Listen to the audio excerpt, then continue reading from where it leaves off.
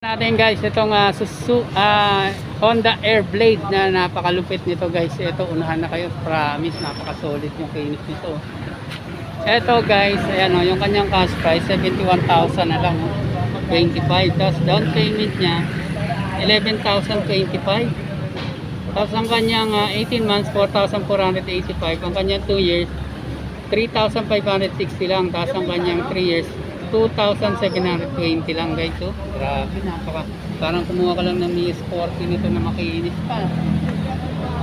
Dinoble check ko to guys saka stock. Talagang iyan daw talaga yung presyo. Tapos tinanong ko kung may issue yung makina. Wala daw issue. So ito talagang mura lang daw talaga sa kanila, napakamura. Ito kasi pinakamurang nakita ko sa Airblade guys. Usual kasi naglalaro ito sa 5,000 ang kanyang 3 years. Kahit sa ibang repo na of 4,000 plus, ganyan.